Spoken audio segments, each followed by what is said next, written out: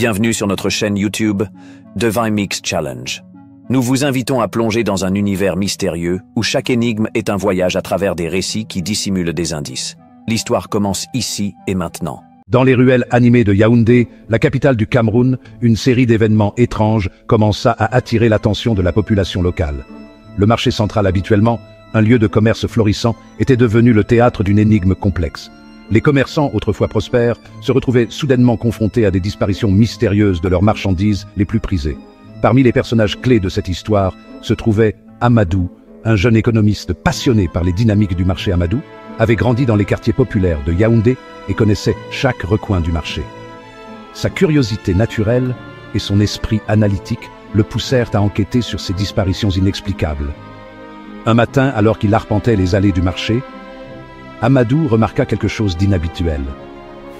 Les étals de certains commerçants étaient presque vides, tandis que d'autres débordaient de produits. Il décida de parler à Maman Rosine, une vendeuse de fruits bien connue pour sa sagesse et son expérience. « Maman Rosine, avez-vous remarqué quelque chose d'étrange ces derniers temps ?» demanda Amadou.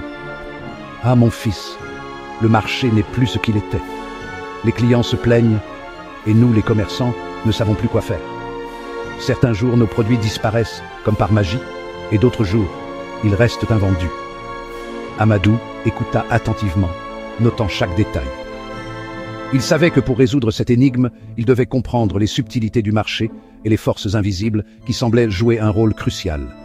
Il se rendit ensuite chez Moussa, un marchand de tissus qui avait également été touché par ces disparitions mystérieuses. « Moussa, avez-vous remarqué des changements dans vos ventes récemment ?» demanda Amadou. « Oui, Amadou. C'est comme si quelqu'un jouait avec nos stocks. Un jour, mes tissus les plus précieux disparaissent, et le lendemain, ils réapparaissent sans explication. » Amadou commença à voir un schéma se dessiner. Les produits les plus prisés semblaient être au cœur de cette énigme. Mais pourquoi? Et comment? Il décida de continuer son enquête en parlant à d'autres commerçants et en observant les transactions de plus près. Les jours passèrent, et Amadou accumula des indices, chacun plus subtils que le précédent. Il savait que pour comprendre ce qui se passait réellement, il devait regarder au-delà des apparences et déchiffrer les signaux cachés dans le comportement des acheteurs et des vendeurs. Ainsi commença l'enquête d'Amadou, une quête pour découvrir la vérité derrière les mystères du marché de Yaoundé. Une vérité qui, il le pressentait, était liée à des forces économiques profondes et complexes, dissimulées dans les interactions quotidiennes des commerçants et des clients. Amadou poursuivit son enquête avec une détermination renouvelée. Il savait que les réponses se trouvaient quelque part dans les interactions quotidiennes du marché. Un jour, il décida de suivre discrètement un groupe de clients réguliers pour observer leur comportement d'achat. Il remarqua que certains clients semblaient avoir des informations privilégiées sur les arrivages de marchandises. Ils se précipitaient vers les étals dès l'ouverture du marché, achetant des produits spécifiques en grande quantité. Amadou se demanda comment ces clients pouvaient être si bien informés. Il décida de parler à l'un d'eux, un homme nommé Jean-Pierre, qui semblait toujours savoir quoi acheter et quand. « Jean-Pierre, comment faites-vous pour toujours trouver les meilleurs produits ?» demanda Amadou. Jean-Pierre sourit mystérieusement. « Disons simplement que j'ai mes sources, mais vous savez, dans ce marché, il faut être malin et savoir où chercher. » Amadou sentit qu'il y avait plus à découvrir. Il continua à observer Jean-Pierre et ses interactions avec les commerçants. Il remarqua que Jean-Pierre avait des conversations discrètes avec certains vendeurs, échangeant des informations en chuchotant. Amadou comprit que ces échanges étaient cruciaux pour comprendre les dynamiques du marché. Un soir, alors que le marché fermait, Amadou décida de suivre Moussa, le marchand de tissus, jusqu'à son entrepôt. Il espérait découvrir des indices supplémentaires sur les disparitions mystérieuses. En arrivant à l'entrepôt, il vit Moussa en pleine discussion avec un homme qu'il ne connaissait pas. Amadou se cacha derrière une pile de caisses pour écouter leur conversation. « Les stocks sont prêts pour demain, mais il faudra être prudent. Les clients commencent à poser des questions, » dit Moussa. « Ne t'inquiète pas, tout est sous contrôle. Nous devons juste continuer à jouer notre rôle et tout ira bien, » répondit l'homme mystérieux. Amadou comprit que quelque chose de plus grand se tramait. Il décida de confronter Moussa le lendemain matin. « Moussa, je sais que quelque chose se passe ici. Vous devez me dire la vérité, » dit Amadou avec insistance. Moussa soupira et regarda autour de lui pour s'assurer que personne n'écoutait. « Amadou, tu es un bon garçon et je ne veux pas te mettre en danger, mais tu dois comprendre que ce marché est régi par des forces que tu ne peux pas imaginer. Amadou sentit que Moussa était sur le point de révéler quelque chose d'important.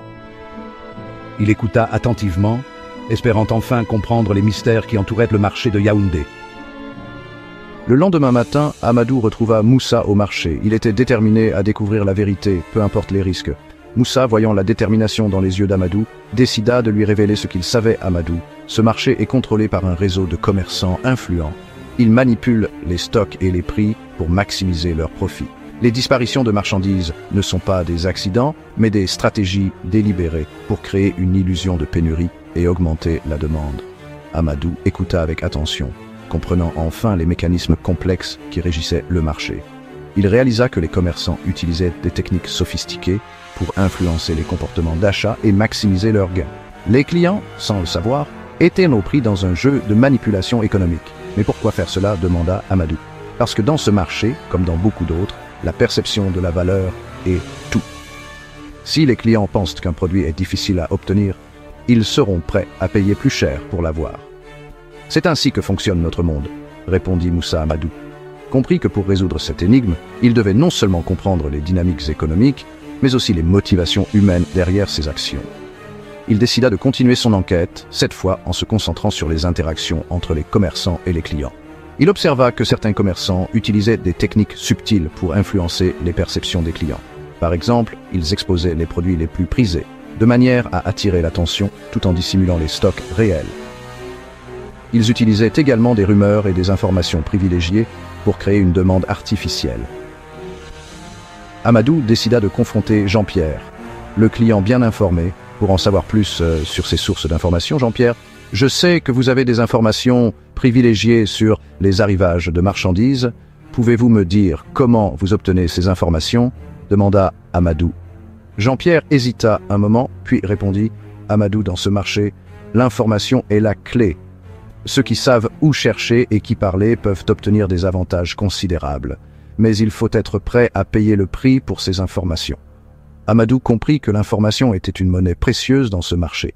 Il décida de continuer à creuser, déterminé à découvrir toutes les facettes de cette énigme complexe. Amadou poursuivit son enquête avec une détermination inébranlable. Il savait maintenant que l'information et la perception jouaient un rôle crucial dans les dynamiques du marché. Il décida de parler à d'autres commerçants et clients pour recueillir davantage de données et comprendre les mécanismes sous-jacents. Un jour, alors qu'il discutait avec maman Rosine, elle lui révéla un détail intéressant. Amadou, il y a des rumeurs selon lesquelles certains commerçants cachent délibérément leur stock pour créer une illusion de pénurie.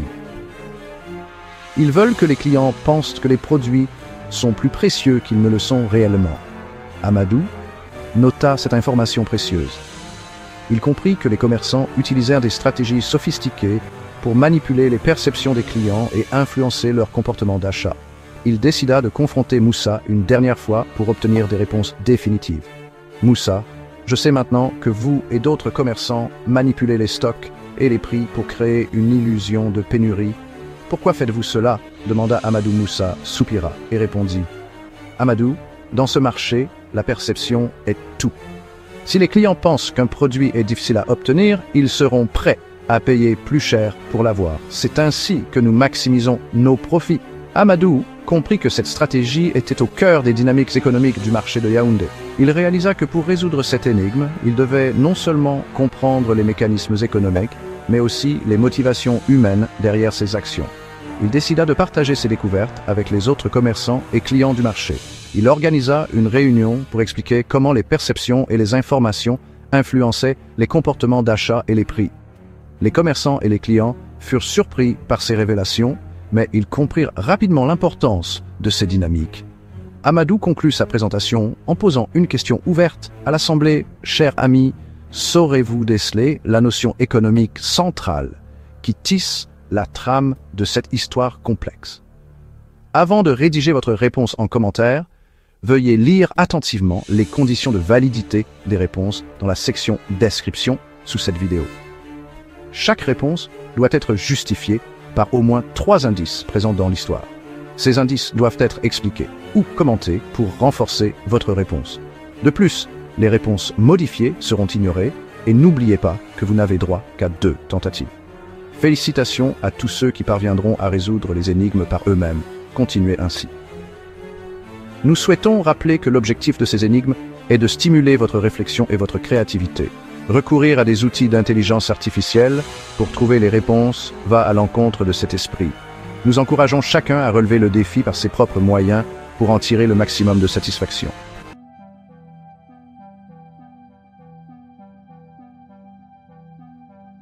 Chers abonnés, avez-vous une idée de la réponse?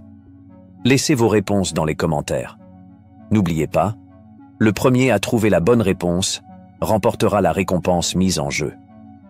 Merci d'avoir pris le temps de regarder cette vidéo. Dès qu'un gagnant sera couronné, nous publierons une vidéo spéciale pour célébrer son triomphe et révéler la solution de l'énigme. Alors, restez connectés pour ne rien manquer. N'oubliez pas de montrer votre soutien en aimant et commentant nos vidéos. Abonnez-vous pour être parmi les premiers à découvrir nos nouveaux défis. Et surtout, partagez nos vidéos pour aider notre communauté à grandir. Nous avons hâte de vous retrouver très bientôt pour plus d'énigmes captivantes.